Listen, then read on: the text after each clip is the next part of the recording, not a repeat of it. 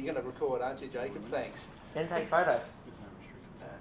Just don't see me on the back.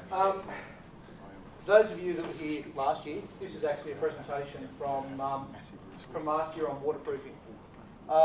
It's something we all should do. How to actually waterproof your controllers and why you really should. And the basics. Water's a controller, they don't mix. The reason is you end up with corrosion, electrical problems, long-term damage, even your low voltage connections, you know, our Raywu connections, they do rust if you leave them in water. Water and power don't mix, electrocution, death, electric shock, it can happen and it has happened to people in the festive lighting, usually in the States. The guys over there play with 110 volts and think, you know, it won't happen to me, and there's 4 or 5 deaths a year over there from idiots going up and grabbing metal mini trees, and they're at 110 volts, they're out in the snow or water, they don't come back. Water in your connectors, you know, you get bad connectors, so 12 and 5 volt dumb lights, it's not normally a problem, but your DMX connectors are out there, they get a bit of water, they end up with some bad signals, you end up with some trees or some controllers just playing up. And water and lights don't mix. Pixels, I've got that many pixels that over the years have got water in them, they'll play up, one will fail, the rest will fail from there on. You give them a day or two of nice warm weather and surprise, surprise, they come good again. Over time, that will cause them to fail. I tend to use a decent box to house the equipment. After, well, say, you know, when we have our little afternoon chat, I've got a couple of my boxes over there, how I've set them up, how I waterproof them, how I allow airflow through the boxes. I'll just get them out and show people.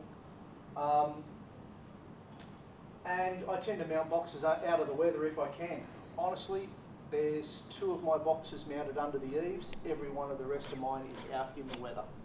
So I tend to make it so that I test them, I check the boxes, I make sure there's not going to be any water, and if they do get water in them, there's a drain hole at the bottom just in case. A lot of boxes have got O-rings or a sealing foam around the front. Make sure that's in good condition. If it's not, go to Bunnings or Masters, you can usually get something to replace it with. If not, a bit of electrical tape around the outside. The box that I just opened then to show some people had electrical tape around the outside. It's a cheap box that, who was it that imported those large white boxes? About, that's right, it was too, yeah. We bought, it's about 30 or 40 of them in total. I got 6, I think, from memory, and they're not waterproof, so we had to work a way around them, and I'll show you after how I did it. Most boxes require airflow, as I mentioned, because you've got a couple of power supplies. If you've just got a controller in the box, it's not a problem. They can be fully sealed up. But if you've got, in my case over there, I've got 3 350 watt power supplies in there. So when they're running at 50% of their capacity, it gets quite toasty. So you need to consider airflow through the box. There's a few box examples. The top one up there was a test. A lot of us bought the Masters box, the grey one up there, and it was just to see how it handled. That's actually rain on it, or it's a sprinkler sitting above it, for 5 minutes. And you can see on the top right there, that's how much water got into the box after 5 minutes. The new box that I don't think we can get anymore, can we? Are those Master boxes designed to be put up like that, or they should be flat? If they're flat, they've actually got keyholes on the back that you can mount them onto the yes. wall. Yeah. Oh, okay. There was some of those at Vivid last night, actually. Oh, really? Yeah. Okay. You know, that little butterfly section. I found if I mounted them flat, they leaked even worse. Oh, okay. And I mean leaked like a sieve. And the beauty of mounting it like that, which is how I thought they were supposed to be mounted and how it shows it on the case, or on the little cardboard rack, was any water that was going to get out through the bottom. And as you can see, that was 5 minutes and they were full. The bottom plastic ones, which is what I use now, that was probably about 20 minutes in the rain and no water at all inside. What's the price difference? The Masters ones were about 20 bucks. The plastic ones were, I think, about 25. Okay. So, and I was getting them through a dealer in Sydney. They do and don't have supply at times. So there's about 4 different sizes. I bought 10 of the one size, and they are great. Yeah, no, I know what you mean. Yeah. There's a couple of my different setups. Yeah. Perfect. No, they're good. That box down the bottom is the green one that I've got up there. I've got power supply and a P12 in the box on the right hand side, and the box on the left there is P12 power supply and fuses. You got a decent fan in that going on? Yes. Big power supply. Actually, the one at the bottom, the power supplies, the vents are directly opposite the power supply, so the power supply actually blows air out the bottom, out the front. In ones that are like the one on the right there and the one on the top left, I actually have a little 5 or 12 volt fan that I mount just in behind the actual vent at the front. Yep. And yeah, I've actually got 2 power supplies, a pair of a pair of P2s, fuses, and I think that's it in one of those boxes. And the thing gets to 65 degrees if no fans are on. Yep. I've got 2 fans, one at the bottom sucking air in, one blowing air out. It sits about 5 degrees above ambient, running at about 75% capacity. That's what you want. So, and any one of the fans can fail and it still works fine. So that's one of the problems I think a lot of people don't realise with power supplies is that we put them in boxes and people don't think about ventilation, and it's a real bad thing to do because you know, you're thinking of a lot of heat coming out of that and it's got nowhere to go. So what happens with a power supply is that after a period of time, if the temperature goes up so far, then the power output becomes derated. So you can come into a situation where it gets too hot to run your lights and just will shut down. So ventilation is a critical thing for everyone to be thinking about all the time, especially in our Australian environment. What about those waterproof power supplies? Any experience of those? The problem with them is depends on the wattage. So Ray Will has some, you know, I've heard mixed things about them. Some people have said, yeah, they're great. Other people have said the first time it rained, they leaked. Yeah. I've got a couple of the Ray Wu ones, wasn't impressed with them. I've got a couple of a little bit more commercial ones, and I treat them very similar to I do the Chinese 350 watt power supply. Run them at about half the actual wattage, and they're fine. Run them anymore. One of mine's got a thermal shutdown. The other one doesn't. It just keeps getting hotter and hotter and hotter to the point where with my little infrared thermometer I read, and I was drawing about 70% of its rated capacity on a hot Australian summer day, and it was reading 85 degrees. I actually walked past and could feel the heat off it and went, hang on, something wrong here. It was still going, so I would hate to have thought what would happen if, you know, I kept it running. Generally, Yep. I was going to say, generally I find when it comes to these weather outdoor power supplies, they're great up to 5 amps. After that, it just starts to become too much heat to dissipate. So then you've got to watch how much you sort of load them up. That's what Dave was saying. You know, if you load them up more than 50%, then Good quality power supplies, such as the one that you use, I'd have no problem running to 100%. A lot of the ones that we buy from China, 50% is my normal limit. And even then I probably run them at 10 or 20% because not all the lights are on at once. I'll go through later if anyone's interested on how I actually measure my current and voltage for my lights. So I can tell you on any one power supply how much current is drawn when everything's on white. And I try not to run it past about 50%, maybe 75% on something like a Mega Tree where I'm never going to turn it on white, or if it is, it's for a second or two now and then. Now getting back to power, a lot of us tend to have our controllers out in the yard. There's not too many that run them in your shed or in your garage or on your front deck. So I try to make the boxes so when I run a single 240 volt lead back to somewhere in the yard where it's protected. So in my case, all mine go back to the front deck where I've got 16 power points, or actually 4 lots of 4-way power boards. That is, everything's connected back to that one point. And it's under the front deck. It's not going to get rain unless we get horizontal rain like Ryan tends to yeah. get. So yeah, I do that simply for security. If you do need to run connectors in the yard, there are waterproof options, and I've got some photos coming up. Never ever lay power boards in the yard without some sort of protection. You got a photo of that from your neighbour? It's coming up.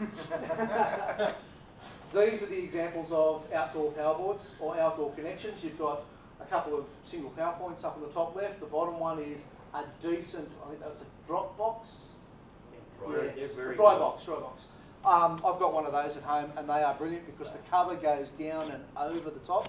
So unless it floods from the bottom up, you're not getting water into that thing.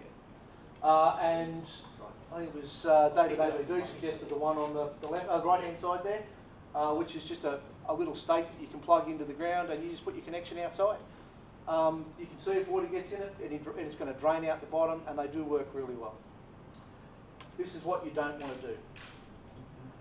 This is a neighbour from hell, and Graham knows her because she moved up next to him or near him. On this day, it was raining. You can see all the power boards sitting out there, all the indoor rated plug backs sitting out there. And by the way, all those power boards and most of those lights are mine that she borrowed. When she offered them back, I kindly said she could keep them. So that's deadly. That didn't have a gate or a fence or anything like that to stop kids getting near that. So could you imagine what it would be like if someone's kids said, oh, look at the pretty lights, ran in there and stood next to that. She did complain that her circuit breaker kept tripping for some unusual reason. I have no idea. You gave her dull equipment. Yes, I did. This was a quick add-on to for last year. It was just connections in the yard. Solder all your connections if you're running, a lot of us buy those little 15 centimetre Ray Wu plug and socket setups. You've got to connect wires to it. Solder them properly, don't twist and tape. I do twist and tape to check to see if something's connected right. But I know some people that actually, I think there's a photo coming up, that do twist and tape inside their boxes. Corrosion, mechanical stress, etc. can cause bad connections. I quite often pull the cables and something gets caught. If they're twisted around, they'll just tear. You won't find the damage until it's too late. And you don't want your show to be down for any reason. Heat shrink. Consider additional Celastic inside the heat shrink. I personally don't do it. I think that was a Aussie Phil one that he showed us with the Celastic inside the syringe. Worked brilliantly. I tried it a couple of times and it just ended up getting everywhere, so I don't. But it does work fairly well. For those that don't know how to solder and connect wires, a very, very quick demo. There's a couple of wires that you want to join together, lay them over like that, and twist them along the length of it. The reason you do it that way is, as you can see down the bottom, the twisted connection isn't any wider than the insulation, so that it means you don't have to have much larger heat shrink to go over top of it. I don't tend to do it that way. I tend to just twist the two wires and lay them over and just jam the heat shrink over it. It works. And then solder your connection. Just make sure you have a decent soldering iron, use some decent solder, and make sure that it flows right through the copper. What you want to do is don't forget to put the heat shrink on before soldering the wires, otherwise you look like that. Put your hand up if you've done that before. You say, I'm never going to do that again, and you do.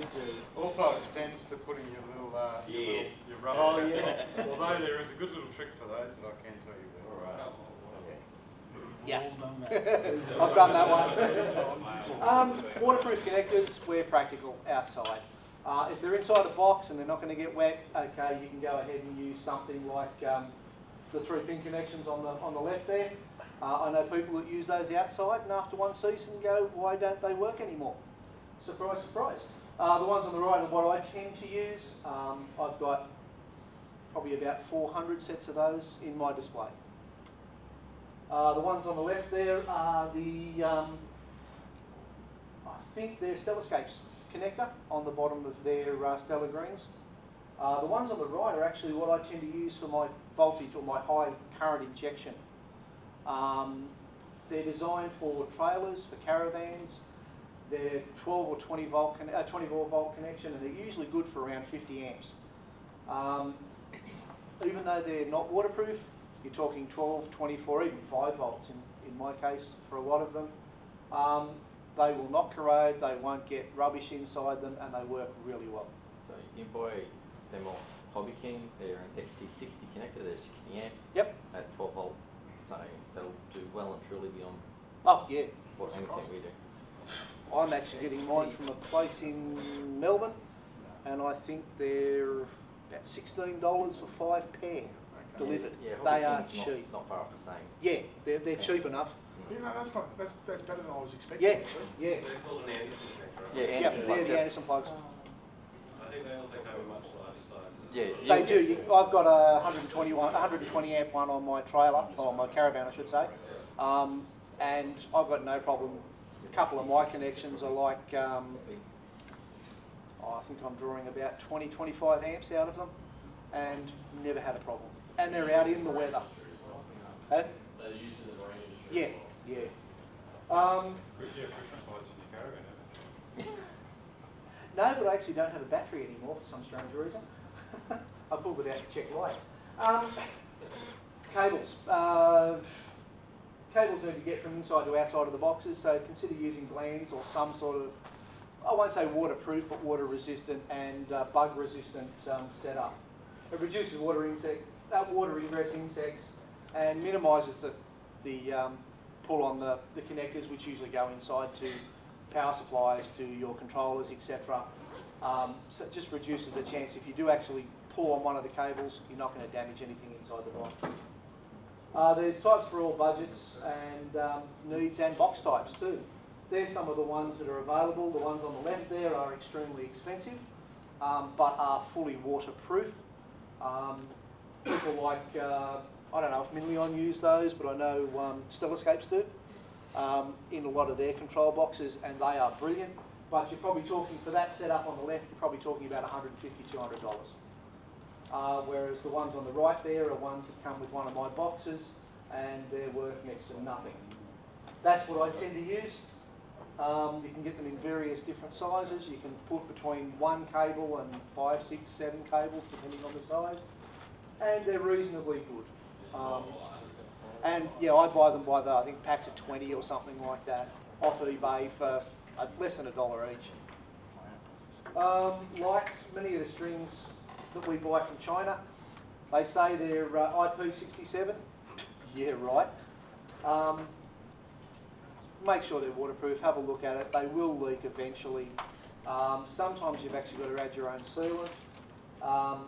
Usually around the cable entry, sometimes around the top of the LED. It doesn't depend which type of one you're using. So I- there's 2 types in there. There's the one with the resin that's injected. Yes, and the silicon filled. Yep. Even the resin ones, I'm finding that I'm getting leakage, usually around the LED entry Yeah, end. so that's what I thought. Yeah. From the front is where The back, I've actually got a photo coming up of some of the real old lights that were silicon filled. I ended up having to fill them with silicon at the back anyway, just to make sure. But your lights will leak unless you go for something that's much more expensive, like the Minleon type or the Stellascapes type. And there's plenty of other pro grade stuff. They're designed to be outside. The Chinese ones are cheap knockoffs.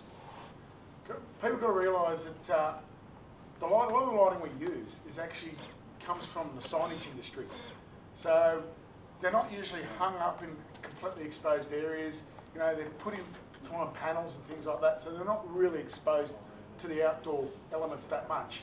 So we sort of challenging them a bit more, and that's why they are cheap for what they are in a lot of cases, is because you know, we're using them differently, but you know, it just means we've just got to take some different precautions and things like that. Because for the DIY community, it's about getting the best bang for your buck. It's not about, you know, Stellascapes or Minion Light. That's not the market that DIY is about. So we just need, people just need to be aware about the different things. Personally, on my house, I use mainly strip, but the pure reason is I never like those normal string lights for those risks that were involved, because you can have them hanging up and they can get some water in from time to time.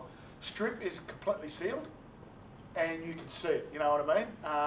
So that's why I've dealt with strip mainly in my display. The board that I quickly knocked up, just basically to show people how to fuse, how I fuse. There is no right and wrong. I know people around that don't put fuses at all on their 240 or their output side. Personally I do, because I've seen the spark that happens when you short a couple of wires together in these. For instance, you're talking a lot of current that these things can produce. They should auto shut down on a dead short. I've got a 24 volt power supply at home that does not do that, and it's one of the Raywu supplied ones. And I know that because I actually shorted out the wires when I cut some wires that were still powered up, and it literally melted the wires. It did not shut down. I tried it afterwards, I shorted it out again, and it simply provided about 80 amps through a little tiny cable about yay big, and was pretty impressive. So personally, I actually fuse everything. I haven't got power to this one, there's no need, but I normally put on the active line, I put a fuse. Here's one I prepared earlier. This is one of my boxes. Over here is actually all the 240 volt goes through a fuse here. You don't need to, you can rely on your circuit breaker back at your board. I'm an electrician by trade, so it's just normally something that I would do. So hence, yeah, all the power goes through a fuse there. Coming out here, you'll see I've actually got, well, okay, who's used the P2? The P2s don't provide power through the board. Things like your P12Rs, the Stellascapes ones, there's a few others, have fuses on the board. The P2s, you've got to provide your own fuse. So what I've got here is the thin cables supply power to the P2. So that's just for its own electronics. I fuse that as well. You don't necessarily have to, but I thought if anything goes on with the board, I'd probably put a 500 milliamp fuse, just in case something happens on the board. So again, thin wires allow me in the boards, you can see thin wires here, they're usually things for control supply. They're not anything that provides any sort of power to pixels, to LEDs, to whatever. The thicker wire, the negative goes straight across to what I would normally have as the output, and the other positive connection just goes through a fuse and out to the output. And this is just the clock and data. This is set up for 2801s, only a clock / data for the 2811s is required.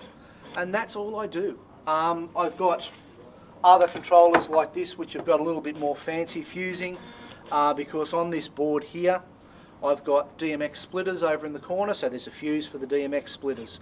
And they're also power over DMX, because things such as my the lights that I showed you there actually have a DMX with a 12 volt supply on the DMX, one of the spare DMX, or one of the spare cables going out to provide power to the board. Over here I've got, actually that's another David AVD DMX splitter. Here I've got fuses running for the two Raywu 27 channel controllers, and also in a lot of my boards I've got some fairly high current extra supplies out to, in this case, 12 volt items. My Star, my Megatree Star, and a couple of other items are 12 volt, and they've got controllers which sit neatly inside these. So they're the 27 channel controllers, and all I do is I just connect the power supply from there out to it. These ones are 12 volt, this one's set up for 5 volts, so you don't need to have an additional power supply for these. If anyone wants to know how to mod these to run on 5 volts rather than 12, 24, let me know and I'll let you know after. Yeah, I tend to colour code a lot of my cables here too. So these ones here are 24 volt or DMX, these are DMX, and these are the connectors out to various lights. And that's it for fusing. That's how I do fusing. I tend to fuse all the outputs from the power supply to each of the boards, just for safety. I've seen a few people that haven't, and yeah, it's a bit scary. All I do is end up on more controllers. Yes. Yeah, especially with the P2s, and I've seen a few people try to draw power off the P2s. Just doesn't work. It does not work. It's all right for 2 or 3 lights as a quick test. Any more than that, forget about it. Set something up like that. So those ones are there though? That's the P2 there, yeah. And you're fusing there. Yes, I'm fusing but these there's two. There's no fuses in the. I haven't got fuses in there, but Yeah, the so two you're first two choosing- fuses. Going for these type. Yeah, just the plug-in type. Okay. That was only set up for a demo here. Yep. Where Where do you pick those up from? These ones Yeah. here, we bought a bunch of those Yeah, off eBay. eBay, wasn't eBay, it? okay. And they were about $3 or $4 each for those style. It's about $5 now for the Are they? 6-way fuse one. Oh, okay. Well, they're the 4-way ones. So these ones here are from David AVD. They're about $25 or thereabouts. The And, beauty of these, huh? Hanson Electronics has just got one as well. Are they similar size Yeah, style to it's his? a 6 fuse breaker board. Right. And it's about $22. Okay, I'll have to have a look at that. The reason I do like these ones, when he first brought them out, they were fairly, I won't say unique, but they were, available. They do have an LED on the board to tell you if a fuse blows. So as soon as the fuse blows, the LED lights up. It's really handy to be able to walk up and go, oh, yeah, hang on, that one's blown. Find the reason first before you replace the fuse. Otherwise, when you put it in, they tend to blow straight away. Yeah, that's it. And videoing, use a DSLR if you can. Most of them tend to have video. Set it for 50th of a second. Set it up outside. I use the Rode microphone for video here, or for audio here. I don't use it for doing the display. I tend to add the audio later. Your little handheld video cameras will do a reasonable job, as will your iPhones, but they're simply not the quality of a reasonable DSLR. And if you've got one available, use it. If you don't, hey, find your local camera club. A lot of us have got local camera clubs. Say, do you mind doing a video of my display, and can I get a copy of it later? Yeah, that one's hunting for focus. It doesn't like it over here. That's what I'd suggest, and I've done a couple of displays, haven't I, Ben? Yes, which we'll see later. Yeah, which I'll see. Someone will see later. Yeah, and but before that, I actually had a guy come round, and I was using a little handheld video camera. He showed me the quality, and I had cameras like that at the time, and I was amazed with the quality of the video. I went, why aren't I doing that? Hence now I do. That guy came round, he took all photographs of mine one year. Yeah. Your DVD in the box. Yeah, that that's box. that's Yeah, perfect. good. I tend to get a lot of people come up, oh, can I video your display? Yes, and please let me know when it's on YouTube or when it's on Vimeo or whatever, or on Facebook. It's another way of actually getting your displays out there, and that's one thing that I tend to do is, I'm usually on the news, I'm on the radio, I'm on in local papers.